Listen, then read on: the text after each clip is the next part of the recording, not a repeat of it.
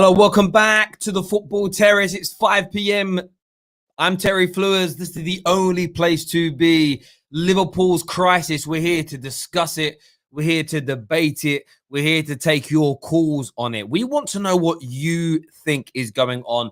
So many conspiracy theories, so many people's opinions, and we want to kind of put that all into one place.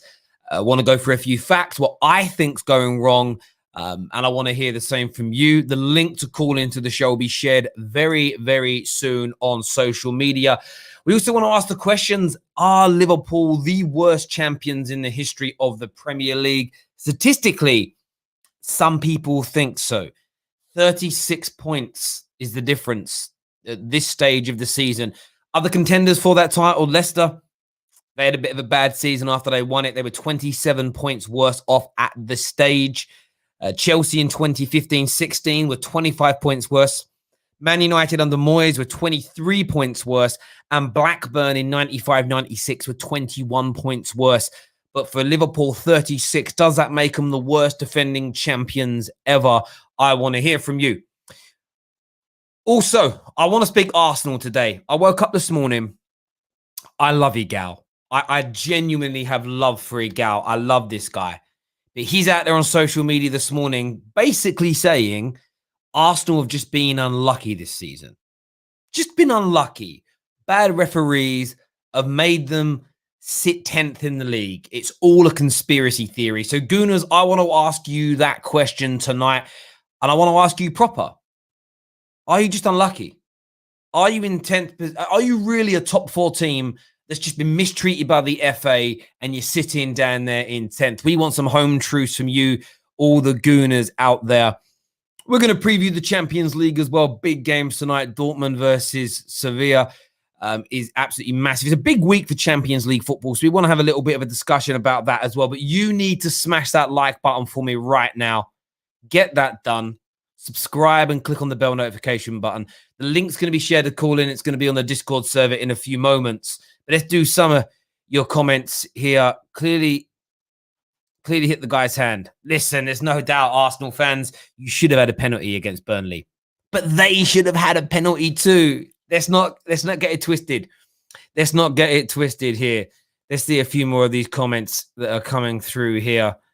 And if anyone's seen Twisted Bubba, get him to reach out to me. I don't know what I've done to offend him recently. Some of your comments are making me laugh here.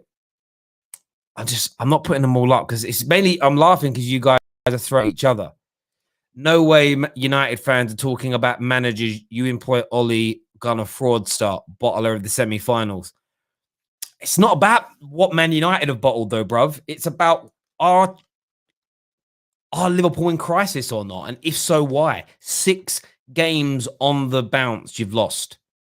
6 games on the bounce you've lost. Why is the question that we're posing today. We want you to phone in and have your say. You can say stop speaking about my club all you want, but that's not going to stop you from being out of crisis. Stephen says, Terry, tomorrow it wouldn't surprise me if we lost to Leipzig and completely bottle it. I'm still not confident for tomorrow.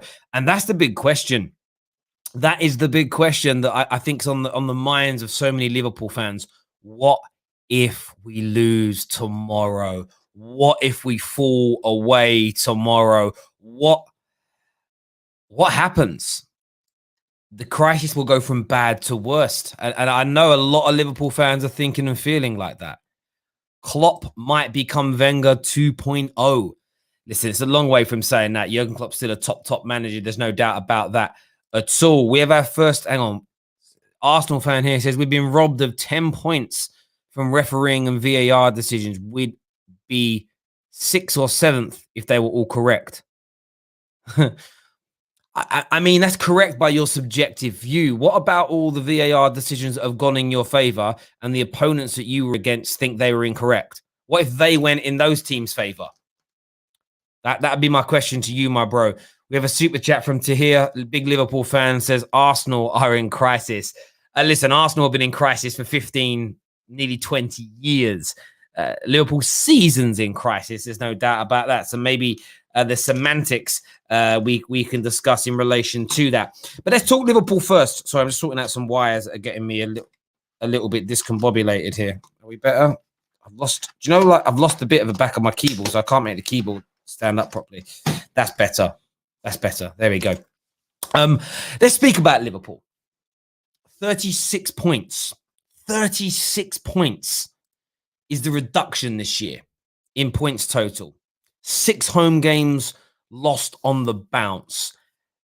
Not just out of the title race, but I think in a couple more games, if the form doesn't turn around, Liverpool could legitimately be out of the top 4 race. And I know that there's been injuries, but that excuse is dead now. That excuse is over. It can't be the only. You've lost a few centre backs and you lost Jota for a while, but you are still better than so many of the teams that are in front of you. You're better than Leicester. You're better than Manchester United. You're better than Everton. You're better than West Ham United. You have better manager, better coaches, a better squad. To be where you are suggests of something else. And there's so many theories that are flying around. There's one I read yesterday from Richard Keys, who thinks there's jealousy at Liverpool. He says that, this is what he says here. He goes, there's a deep unhappiness in the squad. He says, I think the speculation surrounding Mohamed Salah is a factor. I think there's a jealousy amongst the top earners who maybe aren't pulling their weight at the moment. The 2 fullbacks, I've said for some time, have just not played this season. And I said months ago, something smells off about Anfield right now. You've got Graham Souness, who has come out and said, I mentioned intensity before, but I think there is something missing because there is no doubting they are still talented lads. I agree with that element massively. Liverpool are hugely talented. The best man, one of the best managers in the world, the best guy for the last couple of years. He's up there. Where's the intensity? Where is the hunger? Where is the desire? A Klopp system doesn't work without that. The same talented players can't pass a ball, can't score goals. So is there an element there of what Richard Keys and what Souness are saying? Is there this element of a lack of intensity is gone because there's disharmony in the dressing room? Is that what the major problem is? We had a comment here from Roy Keane that says, Roy Keane feels that 7 changes represents a wider issue. He says, it's obvious, I think he's lost patience with some of the players. What players and why has Jurgen Klopp lost patience with them? Jamie Carragher said Liverpool have gone from mentality monsters to mentality midgets.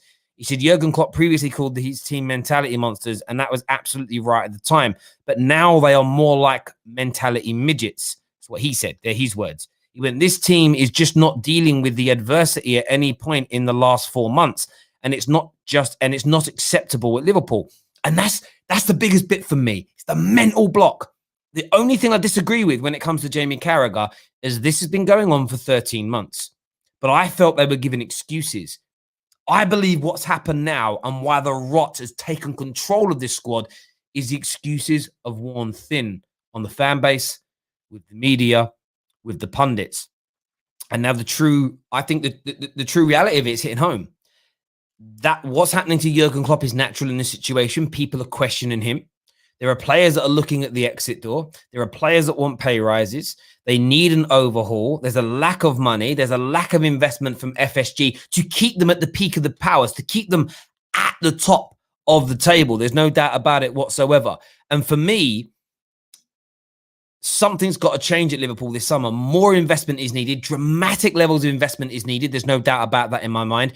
And if Liverpool don't do it, if Liverpool drop down a level or two and say, we're not going to go for the top stars, we're going to go for the middle of the road guys and build them up again, I think you could see Jurgen Klopp go into his last season next year. I think we could see a couple of big stars leave and maybe Liverpool not returning back to their very best for 2 to 3 years to come, because there is clearly something else happening at this club beyond just Virgil van Dijk hurting his knee. But I want your views. I want your opinions. We're going to open up the lines for you to come on and have your say in a few moments. But the most important thing to do right now is smash that like button for us.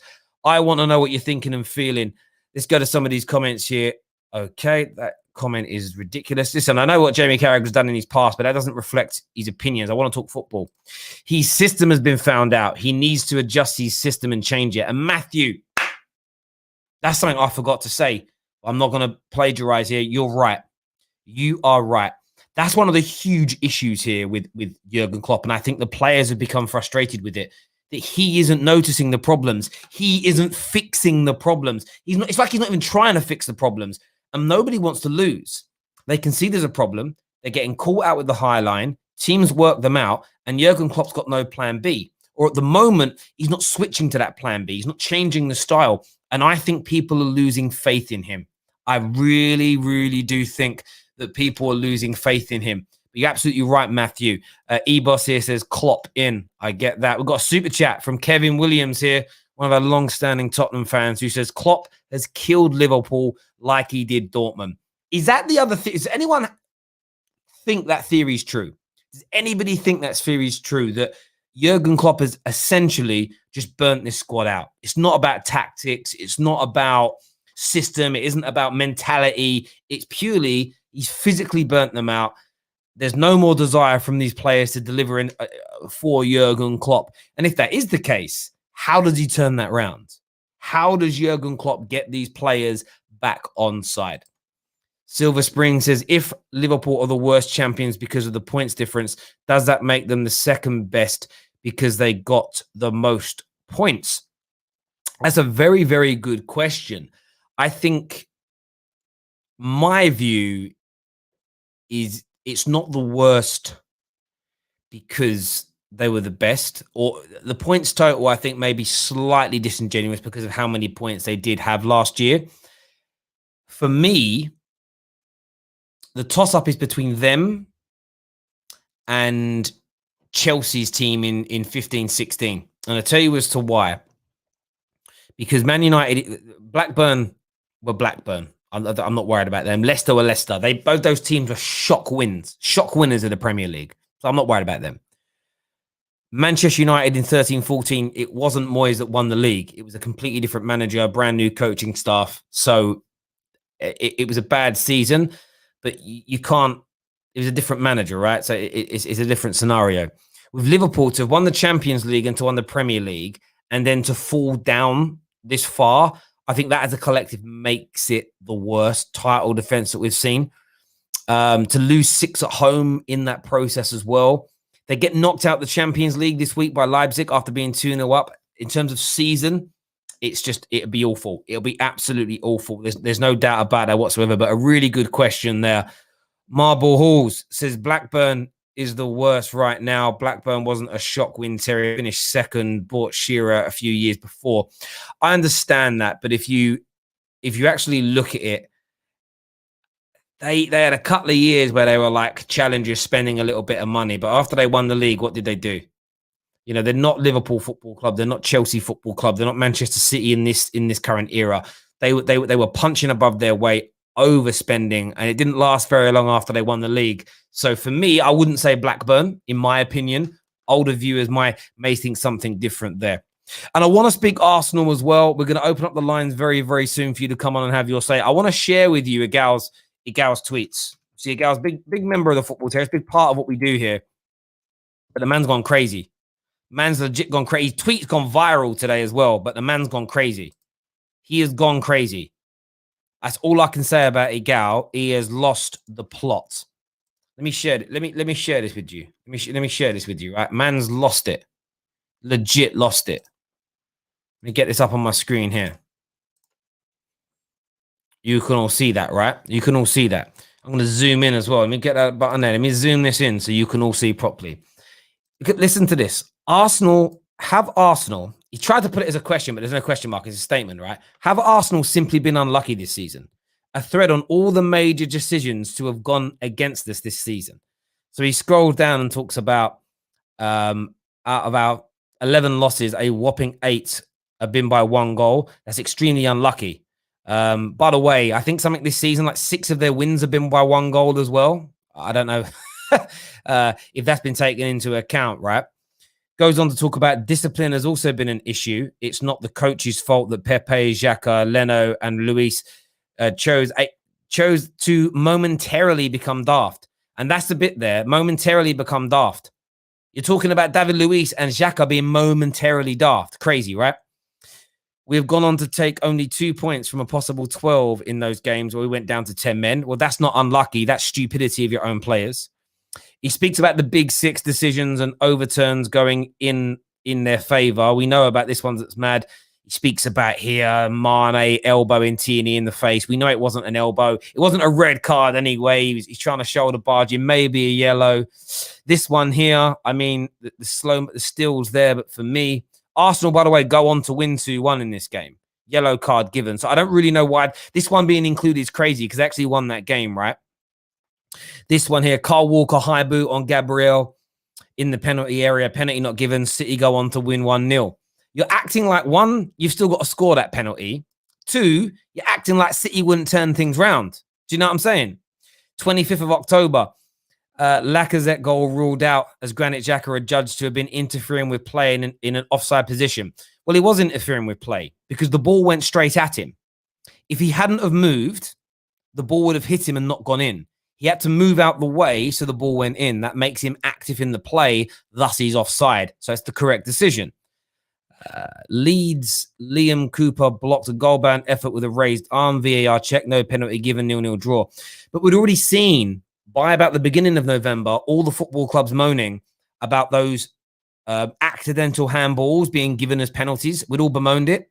So the Premier League changed the protocol. So again, no penalty, absolutely correct in this game. Bruno for rake studs down Granit's Achilles, overlooked. Arsenal going to incident overlooked. I'll put that one up. Yeah, that one probably is a booking. It's a booking. But what does that change in the game? David Luiz red card for a challenge on William Jose. VAR decision backs the decision. Arsenal go on to lose 2-1. He clipped his ankles exactly the same way that Arsenal got a penalty against Chelsea earlier on in the season, Igal. So it's definitely a penalty. Xhaka adjudged to have been fouled by the last man. Konza, yellow card given. Arsenal going to lose 1-0. Well, remember, the last man rule isn't a rule. The last man rule isn't a rule. It's never been a rule. Not once ever in the history of British football has the last man ever been a rule or a law in football to get someone sent off. It's denied a clear goal-scoring opportunity. And as you can see, with covering defenders and also being 50-odd yards from goal, it's not a clear goal-scoring situation. This one here, I give you. Martinez fouls him. 100%. I think that's a foul by Martinez. Penalty in that one there. Give you that. Liam Cooper clashes with Saka in the Arsenal box. Penalty awarded, overturned by VAR. Arsenal go on to win 2-1. Again, I don't really see what's wrong with that one. I don't remember it. This one here, clear penalty as we know at the weekend. Right? Absolutely clear penalty. But man here is trying to say that's handball. And this one wasn't unlucky. Sorry, that one was handball. He's trying to say that's unlucky. That's unlucky there by Xhaka. No, he should have cleared these lines. All I'm saying is this. I don't know what else he's going on to say here. Which, okay. What's this? Which I believe we can, if we let's balance recruitment, we should be back in the Champions League contention in no time. Listen, I love it, Gal, but the geezer's legitimately warped. He's legitimately warped if he thinks they're unlucky. Unlucky to be... Most of those decisions were the correct decisions. It's mad. It's mad. I love it, Gal. Super chat here. It says, Oprah Winfrey next interview is with Klopp as he is also being bullied at home and also lost his title. Oh, I've seen all those memes going around. They are funny. Let's do some more super chats here. Kevin says, is Klopp leaving Liverpool to become the Germany manager? He's denied it, so I don't think it's going to happen, but I can see it happening in the future. And this summer is going to be really pivotal. If they don't back him this summer, he could go. To be able to say this, you need facts from all the other teams' decisions for and against. Maria, hang on.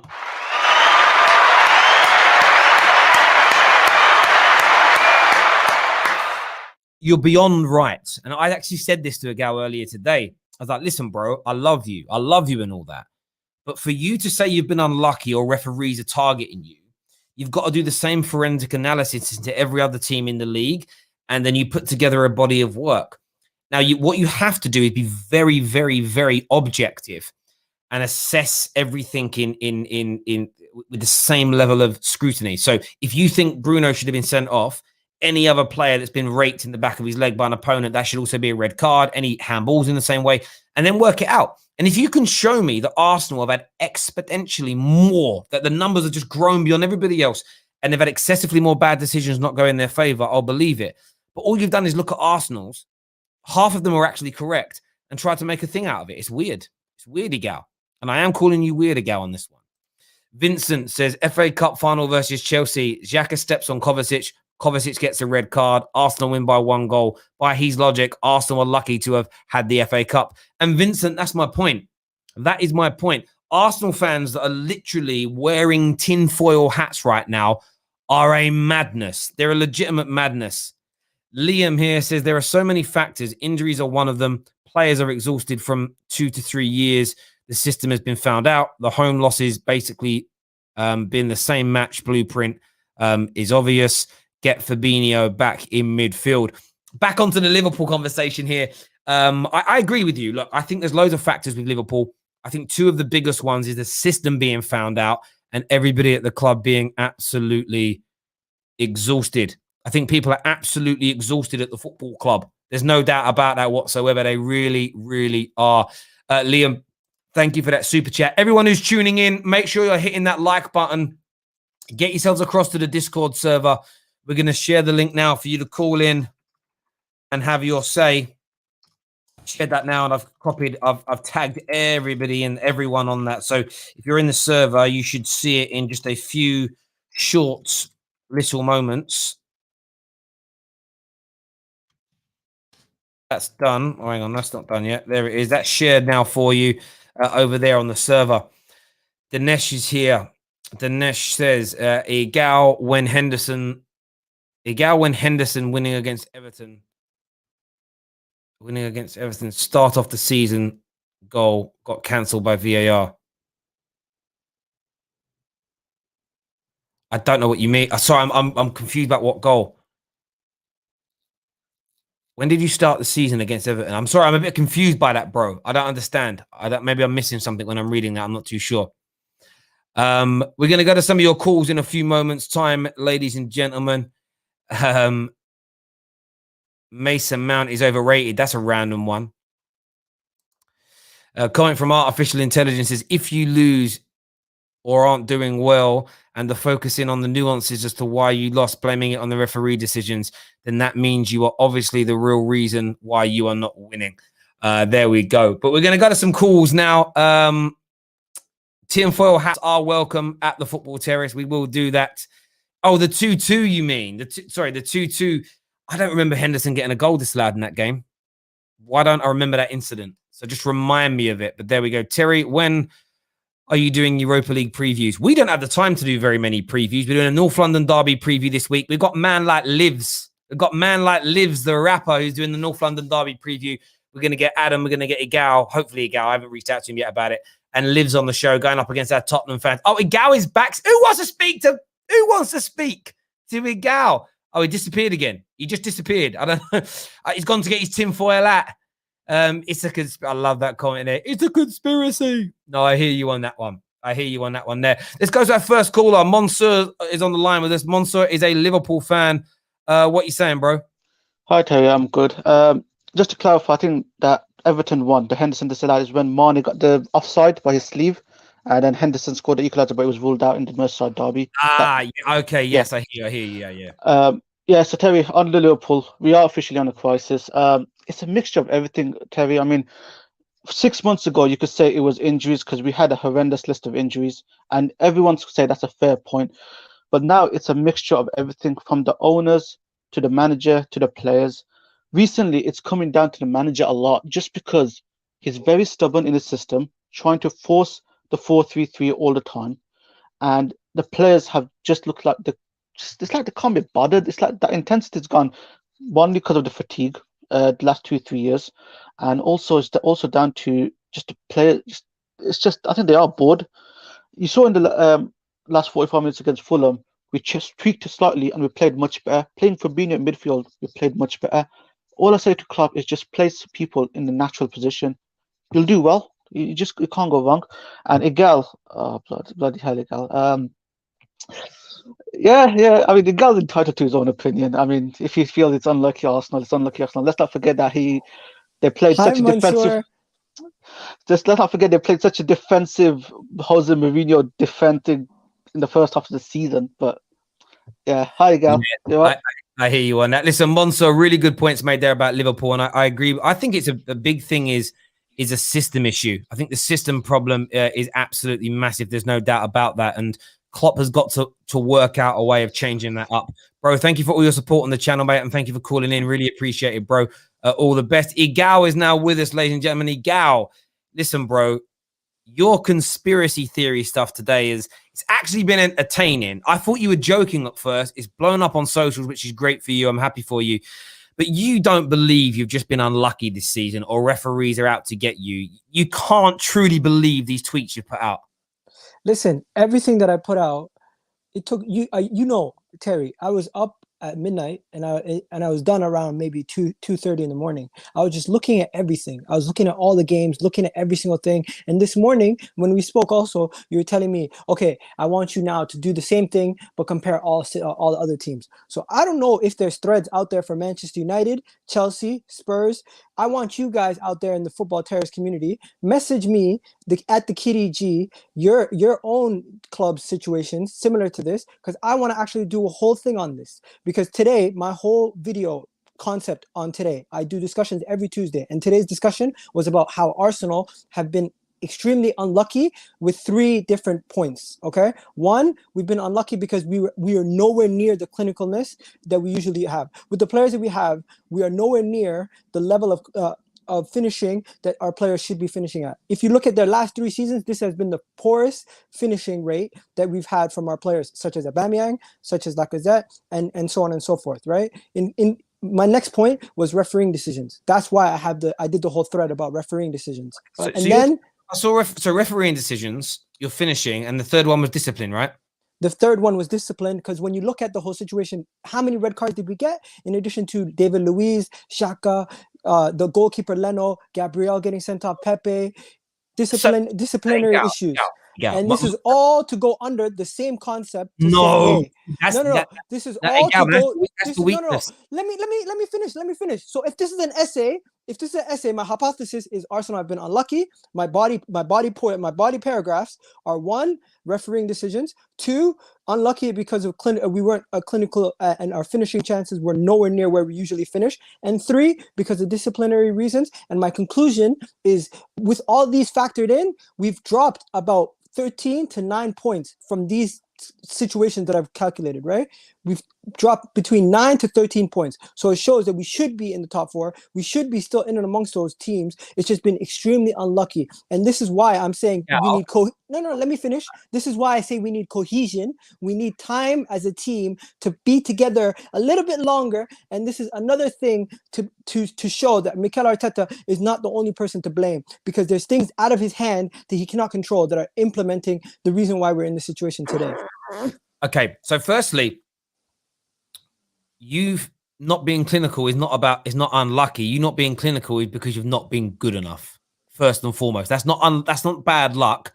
That's you're not good enough. The point about XG would say otherwise. When you have yes, XG is what you're expected to do. So let's just say we believe in XG for a minute. XG is what you're expected to do. Your players missing and not delivering on what they're expected to do is bad. If my pipeline, if my sales pipeline at work says I'm meant to bring in £4 million worth of sales this year, but I only closed £2 million worth of deals, my boss doesn't say, but your expected closures was high, so I'm going to give you the same bonus. It's what I deliver, right? You haven't delivered in front of goal. The second element, two of the players you've named that have got sent off, it isn't a brain fart moment that David Luiz has had getting sent off, or Xhaka. There have been clowns, calamities, and mistakes waiting to happen the entirety of their Premier League careers. So those 2 elements, for me, can't go down as unlucky. It's poor quality of players, the manager's picking them, and it's their mistake. It's their mistakes. It's not unlucky. Arsenal are not unlucky because your strikers are not good enough. Arsenal are not unlucky because you persist with playing Granit Xhaka in the position that he plays in. When it comes to the refereeing decisions, we went through half of them. They were the bang-on correct decisions. And what you haven't done in those games is factor in decisions that haven't that have gone your way to counterbalance it. So to say you've been unlucky, for me, if I was marking your you'd be failing this semester. You'd be failing this semester in uni, because I'd be saying, hang on, you said you've called yourself unlucky, but there's nothing in any of your paragraphs which is unlucky. There's not okay. What you're talking about which is unlucky. There's something I need to unpack what you said, okay? First thing, right? Pepe choking, headbutting a guy, and Xhaka choking a guy. That has nothing to do with the manager, and that is stupidity. I get that. David Luiz tripping a player, the same thing that Pogba did to Aaron Connolly, and Aaron Connolly's decision was overturned. And you know what? They gave him a yellow card because he died.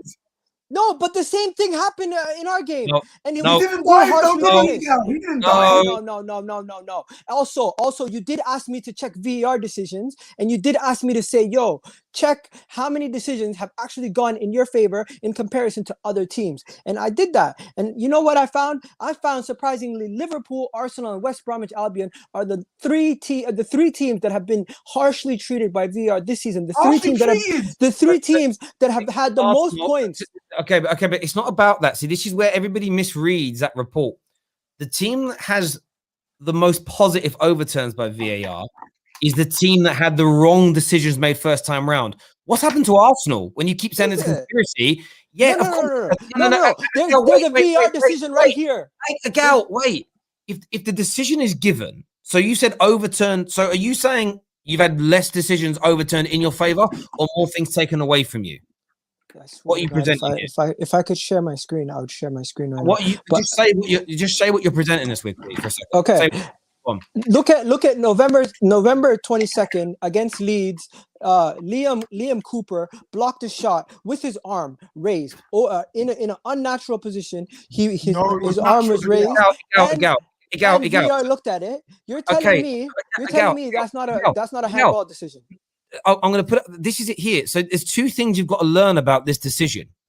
Is that by the time this had happened, there'd already been an adjustment to the protocol. There'd already been an adjustment because there was complaints by every single Premier League club that non-handball ball to hand decisions are being given. If you take Victor Lindelof's example from the opening game against Crystal Palace, if you take Eric Dyer's example from one of the opening games against Newcastle, Leeds conceded a penalty on the opening day of the season against Liverpool. Very similar to that. Equally, his arm being there when he's gone in for a slide tackle isn't overtly unnatural. It's a very natural position. So the point is he supposed to have no arms? Is he supposed to have no arms? If you're falling down and your body will your arm naturally does that.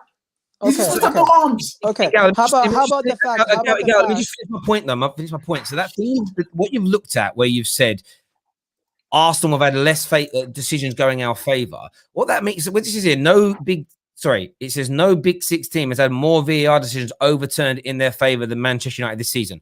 When you get it overturned in your favour, it means the original decision was wrong. And now it's been made right. When it's gone in the way Arsenal have had it happen is the original decision was incorrect and VAR has corrected it. So the fact that you feel hard done by all that, so if there was a conspiracy theory by the refs against you, they wouldn't be giving you the incorrect decisions in the first place. They'd be set out against you. That's the only difference between the two of us. And what you're not factoring in this report doesn't factor in, it is stupidity from fans. When there's I think there's a penalty and everyone goes, the VAR hasn't checked it. VAR hasn't checked it. VAR checks every goal, every potential offside, and every potential penalty, and every potential act of serious foul play. What happens with a lot of them is we don't get shown it on the screen because the check's over within seconds. They look at it and go, no contact, or wasn't enough, or no, nothing happened. As fans, we scream that, why didn't it get checked? It did. They just haven't shown us on TV. So this report you're reading doesn't take into consideration all the other checks VAR does. Can you go back to the first tweet?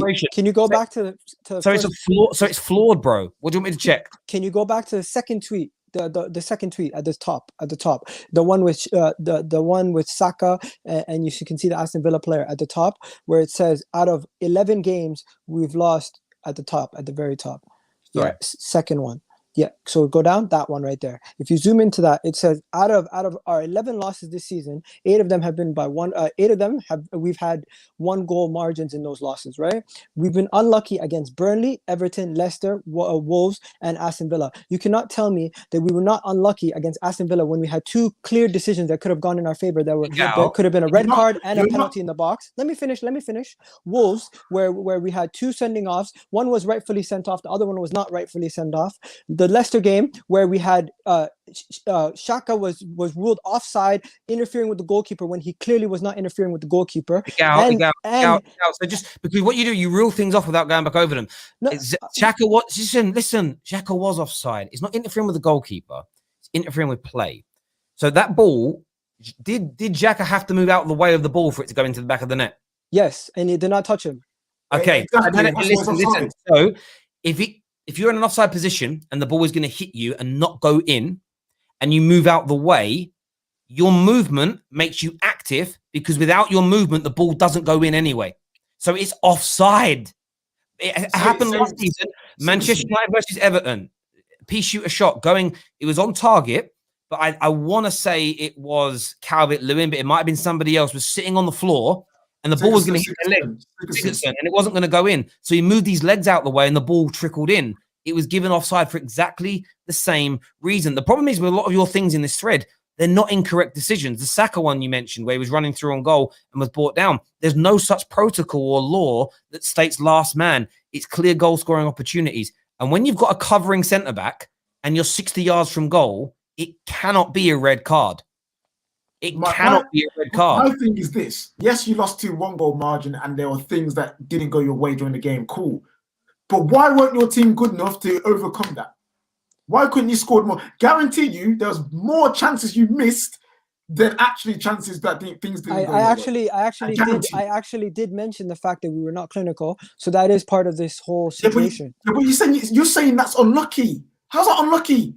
When you're right in front of goal, literally right in front of the goal, and you take an extra touch to set yourself up, and you take the shot and you shoot slightly wide, and it's completely off target. That is not unlucky. What's unlucky is when you shoot directly on target, everything's perfect, and just somehow miraculously it constantly keeps getting messed up. Wait. What? If you do a perfect shot and the goalkeeper saves it, it's a good play from a goalkeeper, which is doing his job as an opposition. We're messing up the highest chances. And if you are doing a perfect shot and it hits the post or it goes just about goes wide, guess what? It wasn't a perfect shot. Okay. Guys, let's get back to guys, we're gonna go to more callers now because we want to get the viewers involved more with this. We're speaking Liverpool and the crisis at their football club. We're asking the question, are Arsenal unlucky this season? Igal has given us a good 10-12 minutes explaining why he thinks they're unlucky. We want to go to your calls and take your opinions. The link's on the Discord server. The link is also in the chat as well. First caller is going to be Daniel. Daniel's an Arsenal fan. What are you saying, mate? Daniel, are you there? I think he's muted. No, he's not. Yes, go on, mate. Speak a bit louder, though. Can you hear me now? Yes.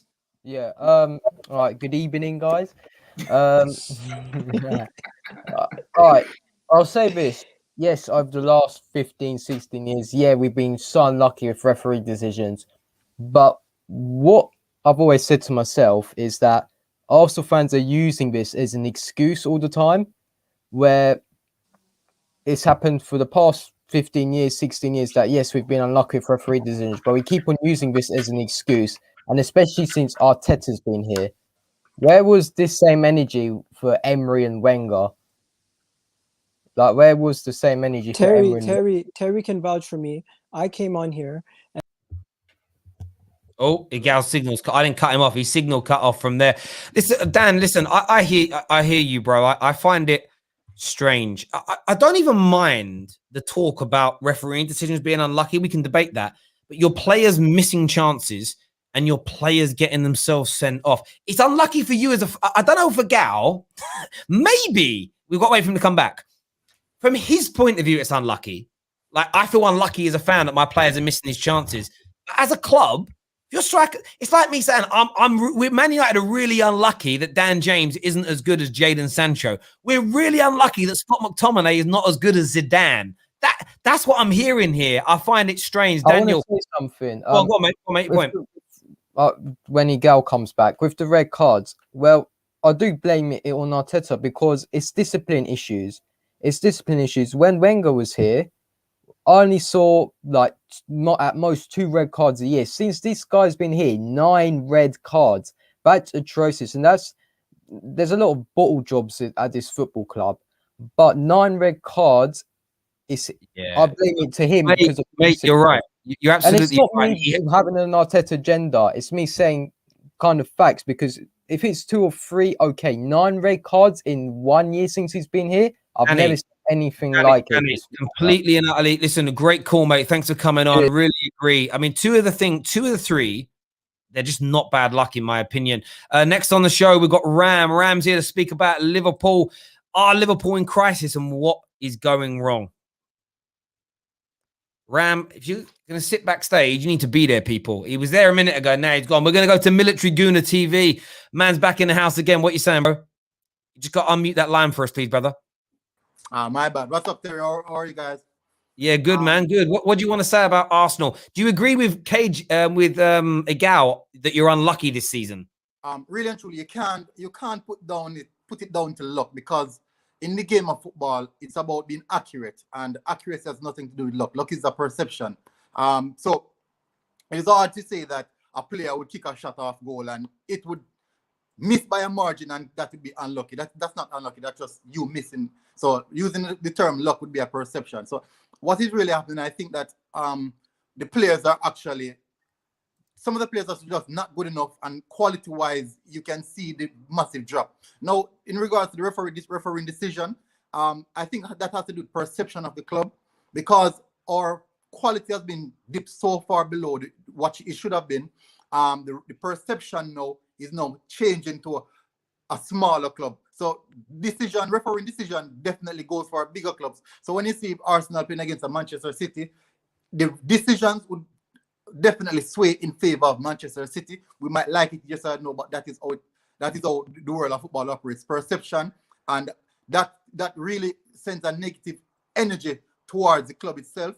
So these decisions that are going against us, I'm not surprised. These are actually decisions that would have went in our favor when we're playing against smaller clubs. So it just to show that the level that we're falling way below. And I see someone came earlier on the show stating that about the red card. These red cards are, you can say the red card era that is being unlucky. That is actually something that you cannot associate with the logical aspect of things because that is a decision that can go either way. So that you can put in the frame of being luck. But other than that, you can't use our seasons going far as the perception, using the perception of luck. That has nothing to do with luck. That has to do with poor quality on the pitch, poor quality also with the players themselves. And you make one really good point there, mate. I remember I've spoken to many fans in the past who support teams outside the traditional top 4, traditional top 6, and they all feel that the big clubs have, for decades, had favourable decisions given to them. Arsenal, United, Liverpool, Chelsea, etc. Maybe as Arsenal dropping down into those mid-table ranked levels now, maybe we are seeing bias go against Arsenal, but maybe now Arsenal are only getting a taste of the medicine that all the other smaller clubs have had in that time period as well. I think that's a really good point. Really good point you make there, mate. And listen, appreciate your call. Thank you coming on and having your say. I'm not sure if Ram's back yet. Ram is back. We're going to talk some Liverpool. We've got the Devil's Advocate backstage as well, who's going to be coming on. Alan, who's a Spurs fan, waiting backstage nicely as well. Ram's here. We're talking Liverpool as well today. Absolute crisis at your club. 6 losses on the bounce. Big Champions League game tomorrow night. What you saying, bro? I think what you guys said and what you touched upon with the pundits are actually true. But I think one thing you missed out, I think there's an element of doubt with these players. I think these players sort of doubt how good they are. And if any professional sportsman has an element of doubt, it is going to turn into a bad situation. So I just want to add on that.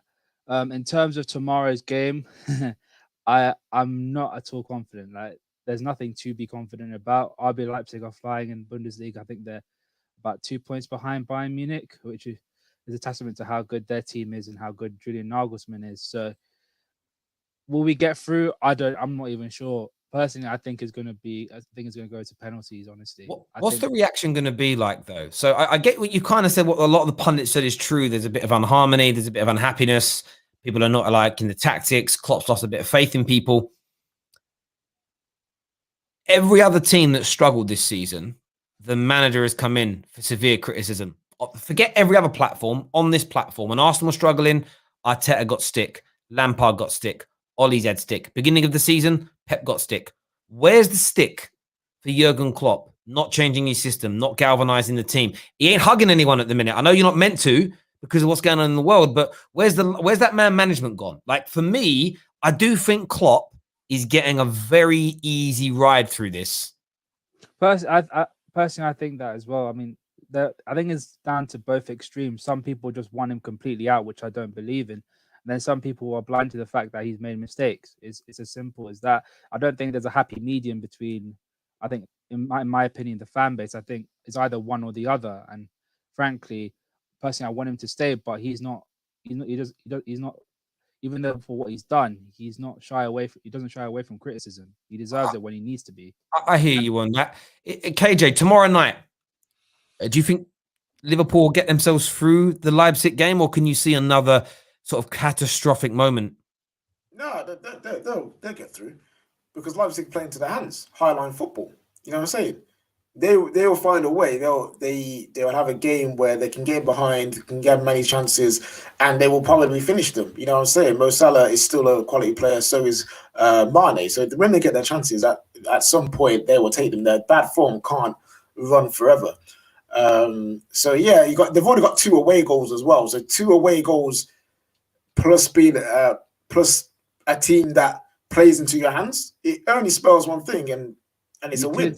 You could say that, but Fulham played a really expansive type of football on Sunday, and look how that. But only when they had the ball. You know what I mean? More time they were sitting back and were compact. That's what Fulham do. They're very good at switching it up in the game.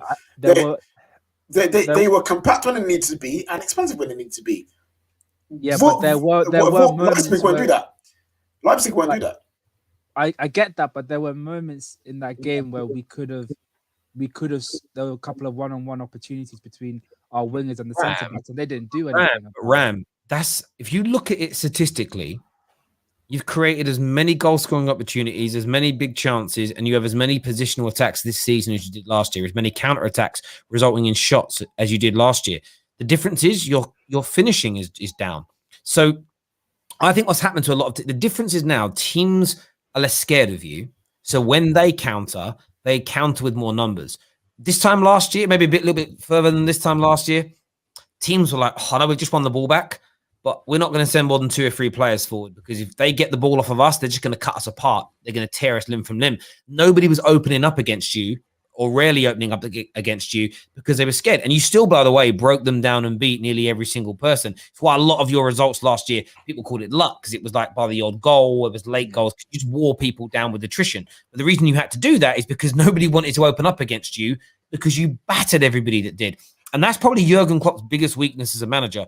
When he loses games, he hasn't done it in recent weeks because there's been so many losses. But when you might win 5, 6, 7 on the bounce, and then you draw against a pragmatic team, and he'd come out with the whole, they don't play football. It's a shame, really. And it was almost, because you don't know how to break them down, do you, Klopp? And if a team gets it right, you get frustrated, because Jurgen Klopp doesn't know how to break a team down when he hasn't got his players purring. And in the sense of he can't change his system to get a different tune out of them to try something else. And that's where, for me, Jurgen Klopp, maybe we're seeing from a manager that can keep winning titles every year at one club. And that maybe now we're seeing, that, again, the differences between the true greats. So if we put him into the great category, there'll be tiers within great. And right now, Jurgen Klopp isn't proving himself to be on the sort of the higher echelon level of that, as far as I'm concerned. We're going to take some more calls here. We're going to add Alan to the show. Alan's a Tottenham fan. What are you going to say, mate? Cheers for having me back on, Terry. I want to talk about the Arsenal fans who are, majority of them are the ones that blame the officials for everything that's going on, because they don't like to put blame on the manager or the team. So some of the decisions that have happened over this year that, like Agal's put up, every team's had them go against them. Earlier on in the season against Newcastle, Dyer's gone up for a header, missed a header. Behind him, Andy Carroll's headed the ball. It's travelled 2 yards. Eric Dyer's still facing the other way. Can't see it. It's hit him on the hand. And they've given a penalty. A ridiculous one, but that was the rule back then. It's just one of the things. We didn't beat Newcastle that day because we were not good enough. It's a defeatist defensive mentality that is aimed to deflect away from the problem areas because they don't want to admit that they're not as good as they used to be. Every team has those things go against them. And it's just, I mean, go back to the game against Burnley. Fair enough, the Pepe one was a handball, but they like to glaze over the fact that Vidra one should have been a penalty as well because nowhere near the ball. Saka's puts foot there.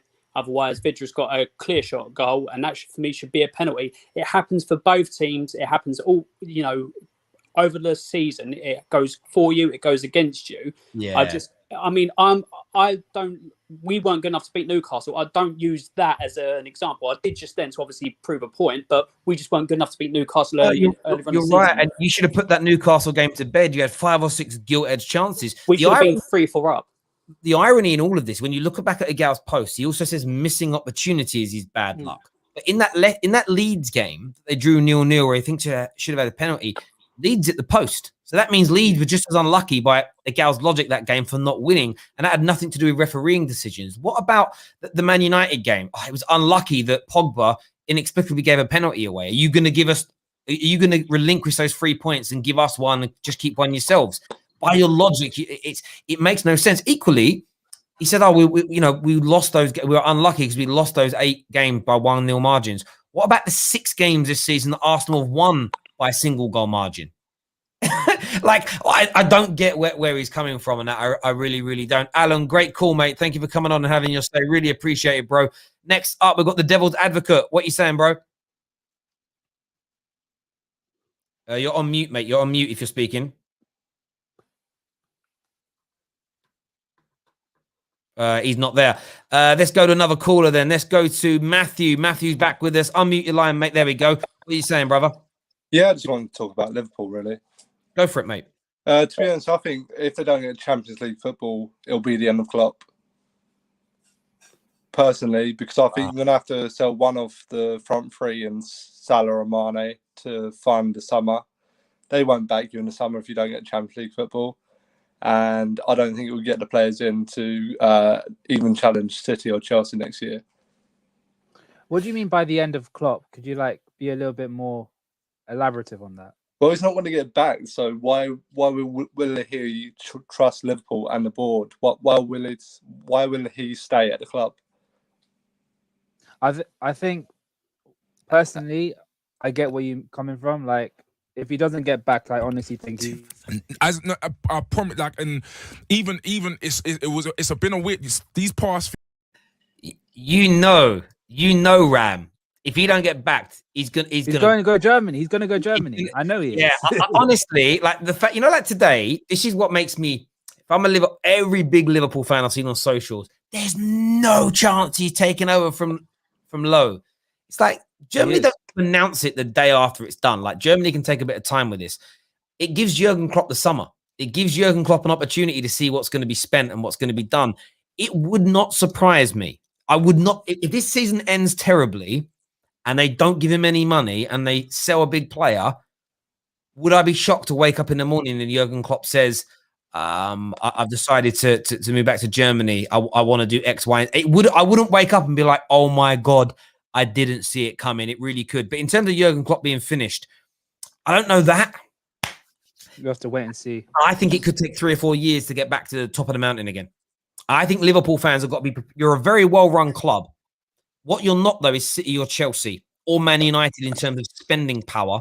So I don't know whether you're going to go out and I saw a Liverpool article the other day. It might have been on This Is Anfield or something that said what we need to do in the summer is get Haaland and Sancho and rejuvenate our front line. And I just burst out laughing because they're not going to do that. And do you know why they're not going to do it? It's because of the ramifications.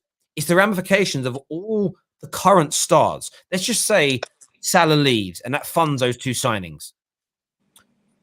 Are you telling me that Henderson and Fabinho and Trent and Robertson and all the stars that are there remaining that won you a Champions League and a Premier League are going to be happy with these 2 new guys coming in earning more money than them? Because, by the way, they will be earning more money because of what everybody else has offered them. They're all then going to want pay rises. So the deal is going to cost tens of millions of pounds more than what FSG are willing to pay because of the domino effect it has with everybody else's money at the football club. And I don't think Liverpool are going to do that, which means it's going to take them. They're going to have to go back not to the bottom of the barrel, but they're going to have to go out there and buy 30 million pounds and hidden gems and develop them for 2 or 3 years. So I think Liverpool fans have just got to go back to this point where I think by sort of 23, 24, then maybe you're back to be challenging for titles. I really, really do.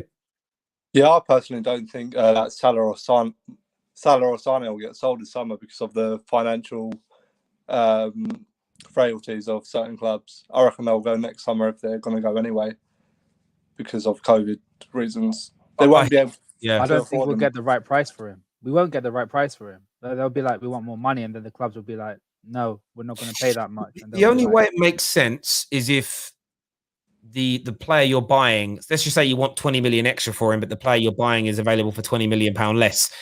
That balances itself out. Do you know what I mean? It's at the end of the day, it's the actual outgoings to income is on the transactions is where it needs to be. But what they look more at, again, I always speak about this, is player spend. So it isn't just how much you're spending on a player, it's what are the salaries saying. So if you're getting rid of Mane that's on, say, 150 grand a week, but Haaland's coming in and he wants 250 grand a week, that's 5.2 million pound a year more in salary you've got to pay, plus bonuses, plus Haaland, plus Haaland's agent is going to want 10 million pound fee. So you've got an extra, just in year one, you've got an extra 15 million pound spend. His salary over a 5-year deal is costing you 25 million pounds extra. You then get Genie and all them man there are knocking on the door saying, we want our pay rises. It's a very difficult thing. Now that you've become successful, are the fans going to be willing for you to dip again and build and get back to the top? I don't know. Matthew, great call. Thanks for coming on. Next up on the show is going to be the Devil's Advocate. He's with us now. What you saying, bro? Evening, gentlemen. How are we? Good, mate. Good. Nice mic. Nice setup. I'm liking it, bro. Thank you. Appreciate it. Thank you. I'm back in my pad in Newcastle now with my flatmate, so got a bit more space to myself. Nice. What are you here to say, mate? What are you talking about? Arsenal or Liverpool? Which two subjects? Well, I wanted to pull up on the thread. Sorry if you can see smoke, by the way. That's just like a air diffuser. Sorry, I'll turn it off. It's not like anything that's smoking or anything. So like what Gal was saying earlier, I don't really like that kind of attitude towards the referees. I tend to take a view of, the incident's annoying, and that incident should go on the record of that particular referee. And then if that keeps occurring, then the Premier League should seriously look at either A, getting some better training for the referees, or B, looking at other referees, because if the errors keep occurring with the same referee yet and yet again, then that someone has to question their ability to referee a match. And, it's the same with all teams. It's not just with Arsenal. I mean, I'm sure KJ and Terry could sit here and say, well, by that logic, easily, what happened with Sheffield United? We robbed the 2 goals. We robbed the 3 points because of that. But that's just easy to blame it on the referees. The team should be able to overcome the issues of the refereeing decisions and the dodgy VAR decisions and easily be able to win that match from there forward. So I think it's just a weak argument, in my opinion. Yeah, man, I agree. And for me, it's the whole fact of what is listing as unlucky. Player behaviour is apparently unlucky, that they're putting hands in people's throats and trying to punch people. And handballing outside the box, apparently that's unlucky. Individual errors like that Xhaka mistake is apparently unlucky. Like, it makes no sense. Unlucky is someone takes a shot, a beach ball comes to the football pitch, it deflects and goes in and gets given a goal. Unlucky is you've got enough points to win the league, but a team who's also got enough points win in the last 2 moments of the game, last 9 moments of a game, and they win the league instead of you. That's unlucky. You can the things that you cannot control. Yeah, unlucky maybe, but to say that all these different things, the referees are making clear decisions that more time are correct, are unlucky against Arsenal. No, fam, they're not good enough. They're back, but they haven't been good enough. You know what I'm saying? like that's what it is. That's what it is. They have. If you watch most of the games, for all the unlucky moments, I guarantee you there's 3 or 4 more times where they should have scored. Yeah. where they should have done better. Yeah. Always. But this argument's been going on in football a long time. I remember I was either at a dinner, like an after dinner event, or I watched him say it on TV. But Vinnie Jones told a story about when Wimbledon were like 4-0 down. And when they were 4-0 down, the referee gave what Vinnie Jones thought was a bad decision. He went up to the ref and screamed in his face and basically said, "You're having a nightmare, ref." And the ref just barely looked at him and just said, like, pointed, went, "Have you seen the scoreline, mate?" As if to say, "Your team's having a nightmare, leave me alone," type thing. And that was always a wake-up call for me, where I just thought to myself that your team makes more mistakes than the refs. People say things like refereeing decisions relegate teams. No, they don't. Because have you ever seen a good team get relegated? Who actually performed and all the majority? They don't. The teams that go down are the worst 3 teams each season. And yes, you could probably point to 2 or 3 decisions in those games, in certain games that go against them. But what about the other 35 games? There's 38 games in a season. The only decision I can really think where maybe you could say it condemned the team to relegation was when Hawkeye wasn't working for the goal line decision for Aston Villa. That right there is sheer incompetence. So I get that one. But everything else, if you're good enough to be in the Prem, you will stay in the Prem. And that's what it is. And one of the biggest things I always say to Arsenal fans when it comes to refereeing decisions is very, very simple.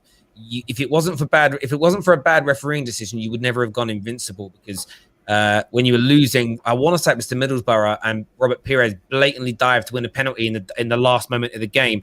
None of you moaned about referees that day. So, sometimes in this world, swings and roundabouts. And Man United fans, we've had great decisions go in our favour in the past. We've also had some go against us. And you always remember the ones that go against you more than the ones that go in your favour. That's just football.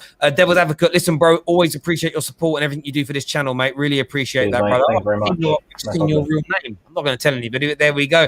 It shows up. You take care, mate. Yeah, that's fine. Yeah, Andrew, mate. Take care, mate. All the best. Let's do some of these comments coming through. So Terry, by that logic, we are the second best team in the league, though I agree we are not. Now, Man United are the second best team in the league. Yeah. We're not. This is what I say to people. We're not where we want to be in terms of how we're playing and the volumes of wins, but we are the second best team in the Premier League this year. That, as it stands, is a cast iron fact that cannot be debated. Now, you may think that Liverpool full throttle are better than us, and you're probably right. But it's about how you perform. It's about how you perform at the end of the day. It is what it is. And sometimes teams are in form, out of form, past their best. There we go. Let's do some more calls here. Next on the show, we've got Chris M is going to be with us. We're going to get Chris on the show to have his say. Chris, welcome back to the Terrace, mate. What do you want to say, brother? I'm going to talk a bit about Liverpool, innit? The problems we have here is like you can't really pinpoint on one thing. People say, "Oh yeah, you shouldn't use injuries as an excuse," but you really can't talk about Liverpool without talking about the injuries either. I'm not just gonna say injuries is the reason. I would have said that 2 months ago, but now 6 on the bounce, you have to talk about Jurgen Klopp. You have to talk about the manager, because I think what's really come to light about certain individuals and our players is they thrive in the system. You know what I'm saying? There's certain individuals where if the system was working, if all the individuals were there and they were functioning, then they will perform. For example, I'm not saying Sadio Mane is a world class, but he usually works better in the system, because if you look last season, he was our best player. Like I have to say, he was definitely our best player. He was our most clutch player. He was the player you turned to when we needed a final goal. He was that type of. And then this season, he's nowhere to be found. So you can't really say, "Oh yeah, he's a shit player." Now, no one's going to say that. There must be a reason behind, "Oh yeah, it's just injuries." I feel like they've been overworked. I feel Jurgen Klopp isn't adapting the system properly, and just an accumulation of things. And I feel like he needs to address them, and he needs to adjust them fast. You're right. Do you know what? The injuries could be a reason for not beating City to a league title. They could be a reason that you dropped 20 points from where you were last year. But when you look at the volume of teams and the types of teams you've beaten, even without Van Dijk, you're so much better than them that there isn't an excuse for it. And I think that's why the injury excuse has begun to wear thin. When you were still up top, but you weren't running away with it, everybody said, but the injuries leveled you out. But if you look at your last 10, 11 games, you're in relegation form. And there is no excuse for that. Like Man United under Fergie went through downturn periods, injury-prone periods, went for a period in around 05 where we could barely score, but we didn't go on a run like you're on, if you get where I'm coming from. And I think for me, but I've never seen a team and a club so protected. But it's got to a point now where even the people that normally protect you are just saying, nah, there genuinely is a crisis. Because what then happens is doubt seeps in, arguments seep in. Players do then start to think, maybe I'm better off going elsewhere for whatever reason. Like, that's just natural. We all do that. You know, you can be loving where you're working. 6 months later, you might be thinking, I fancy a change now. I've had a row with my boss, or things aren't going as well, or whatnot. What do you see happening in the Champions League this week? Are you confident of beating Leipzig, or is it just too hard to tell right now? We should be beating Leipzig. I mean, we rate Jurgen Klopp too highly to be flopping the 2-0 lead. I'm sorry. I don't care what form we're in. We should be beating Leipzig with the cushion we have now, the 2-0. Even if we lose 1-0, I don't care. I just want to celebrate something. You know what I'm saying? We gotta win. We gotta win. As simple as that. I don't even care about results anymore. It's just win. Just winning, and I hear you on that. I want to ask KJ this question. Like, from a neutral's point of view, like, I'm desperate to see a goal in the opening 10 minutes by Leipzig. Do you think if Leipzig get an early goal in the game, Liverpool, with the current situation they're in, they'll crumble? Yes.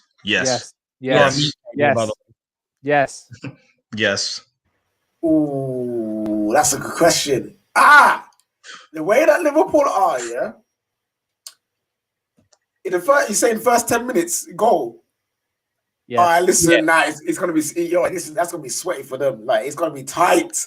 They will be shaky. They will be shaky. That Leicester game opened my eyes. Like, we are so fragile right now. When that first goal went, and I think, it's going to be a draw. And then we just pressed. We tried to press it. We tried to push it, and then we just ended up losing 2 more goals. It's pathetic. We're saying Liverpool fragile. So I think we've got to re-nickname you. If you're saying you're fragile, PS Morgan FC, bruv. That's what you're going to be. PS Morgan FC. Like, when the going gets tough, you leave, bruv. Straight up. Harry walked out today, the little marshmallow. Go on, mate. It's not only that, but it's also the fact that Leipzig is a team that if they smell blood, they're gonna come at you. Yeah, they're gonna pounce. From the last couple of games, whenever they score the first goal in the first 10 minutes, they dominate. And the mad thing is, when they beat Man United in that, by the way, everyone who's tuning in, please smash that like button right now to get this past 500 likes while we're live on the air, please, people, and share the link on your social media platforms. Make sure you subscribe and click on the bell notification button. When they played us, after about the opening 35 minutes where they blitzed us, they were 2-0 up. They died a bit. We ended up getting 2 goals back in the game. If you actually go back to watch the first half, we had 2 really good chances in the last 10 minutes of the first half to score as well. You will get chances against Leipzig. I think what they're going to do is come out. I think they're going to be bulling a China shop for the opening 20 minutes because they're just going to try and catch you on the draw and get an early goal. Where they need to be sensible is not burn themselves out, because I do think they could do that. But with your mentality being the way it is, it's such an interesting game. It really is. Listen, Chris, great call as ever, mate. Thank you for coming back on the terrace, mate. And we'll speak to you again soon, buddy. Thank you. Who are we going to go to next? Who are we looking at backstage here? KSE out, Arteta out. Man like Marble Halls TV is going to be coming on. What are you saying, mate? Yeah, I'm good. I just want to touch on 2 points. First, to the Arsenal point. Look, a gal's entitled to his opinion. I got nothing against him, but I think his arguments are pretty shallow. The truth is, we're just not that very good. Like a worm's grave, shallow. Yeah, I hit you. Because the thing with Xhaka's mistakes and Luiz, look, these are players who are not at the level. Okay, look, Luiz has won a lot of his career, but even at Chelsea was error prone. Xhaka's made numerous mistakes at Arsenal, so that's more about their individual mentality and abilities than referees. And the thing is that referees and VAR, you can't control them. Yeah, you can feel aggrieved if shit doesn't go your way, but you have to focus on your own game more than that of what referees do, because you can't, because they have their own mind and their own way of viewing an incident, and the referee's word is final, as the laws obviously say. So you can't bitch about referees, in my opinion.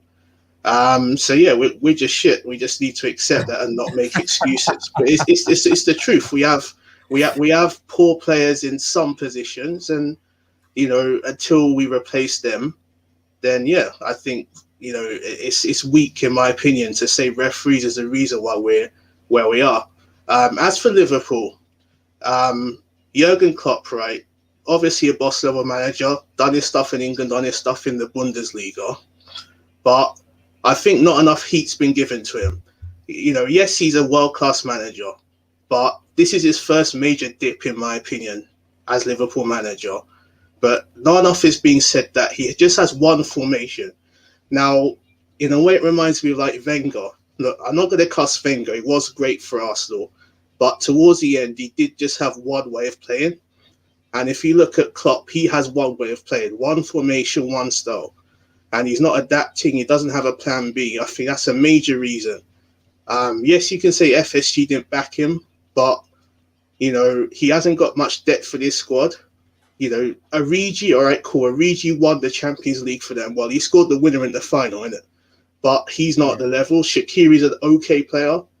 You know, midfield, well, if Henderson or what's his name, Fabinho get injured, yeah, Ox is good. Who else is there? You know, for Naby Keita hasn't done much since he joined. Defense, if you take out Van Dijk, well, we can see they're struggling. Even the fullbacks, they'd be lucky Robertson and what's his name, Trent have been fit. And Adriano, is it for Alisson? He's made mistakes. Yeah. And Alisson is himself, you know, a good level goalkeeper. He's made mistakes too. So I think Klopp really needs to be put under heat. Look, there are some Liverpool fans who are saying that Klopp out. Look, that's their business, that's their opinion, it's their club. They could think what they want, but I still think Klopp needs to be put under more scrutiny. And you know, Oli has got heat, Arteta's got heat, Jose's got heat. Look, even Pep, when City weren't doing that well at the start of the season, got a bit of heat. Lampard got heat and got sacked. So, you know, I think, you know, Klopp for me is still a top level manager and has done a lot in his career, but I think he's going too much under the radar, in my opinion. Can I just quickly say? Yeah, Go on, Ram. I was gonna say, if you're gonna look at like heat from our own fans, I'll always say it is a little bit of one is on one side of the extreme and one is on the other side of the extreme. There is no happy medium. I don't think anyone who supports Klopp doesn't give him the criticism, and those who like say want him out, they go overboard with the criticism. So personally, who wants him out? You're talking about fans wanting him out. You know those random. I'm genuinely curious. I've not seen genuine Klopp out tweets or anything like that. So I'm not too sure. I don't want to call them fake fans. LFC Samuel 01 that's got a picture of Mane looking distressed as his profile. I wouldn't take that as probably a Man United fan or an Everton fan with a burner account. We see that with a lot of the Man United ones. Listen, Marble Halls, thank you very much for all your support on the channel and having your say. Listen, I do think Jurgen Klopp's got the ability to turn things around for Liverpool, but he does need to be, or at the very least, backed in a way that he's happy with. So if Klopp's happy for it to take another 2 or 3 years to rebuild again, cool. But then the big question is, how good is he going to be as he goes 6, 7, 8 years into his time at the club? That's a long, long time for any footballer by any era of the game. Over 5 years has always been looked at as long term. It really, really has. Like, most managers are after 6 or 7 years maximum. So he's been here for 6. Sorry. He's been here for 6 years. Yeah, I mean, another 2 or 3 years. Does he have the energy for it? Comment here says Cavani's leaving. Has that been confirmed? There's a tweet from been a quote from his dad. I can bring it up here now, actually. There's a quote from his dad basically saying, he said, no, not that one. Sorry, my bad. Here it is. By the middle of the year, he will return to South America. My son's idea is not to continue there. He wants to return. That's his dad speaking on his situation at Man United. Apparently, so maybe Haaland in the summer then. Hell no, bro. That ain't happening. It won't be Haaland. But see, again, people all like get triggered by it. The one thing I'd say is this: there's another part of it. He said, if I were to give you a percentage of him coming back, I'll give you around 60%. So it's not confirmed like he's coming. And this is what happens. Man United need to be sensible. It depends who else we can bring in. I think he's really talented, but he is getting older, so we have to look beyond that. Equally, it's like the third or fourth injury he's had now. Like he ain't fit. Yeah. In terms of and so there's Man United are paying him a lot of money because of who he is. So United may look at it and go, it's 200 grand a week for a player that we may only have available for like 4 months, 5 months of the season. Is it actually worth it? And you have to weigh those options up and whatnot. Josh King moving to United, then there we go.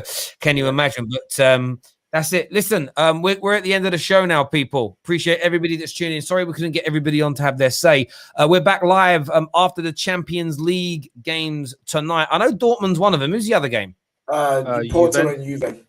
Juventus. Yeah, we'll see. Porto's winning. Juve are 2-1 down, though. They're 2-1 down. We're gonna go. We'll be live after those games to review what's gone on, what's been said. It's quite nice actually to not have it's weird that an English team isn't playing, considering there's 4 in there. Normally there's 1 each. No. There was 4 in there, and guess who decided to drop out and not be there?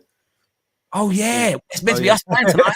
Yeah. Do you know what? I actually forgot we were in it. These. Listen, everyone who's tuned in, a massive thank you to all of you. Thank you to all of your super chats and everything else. Until next time, everybody, look after yourselves. Take care. Goodbye.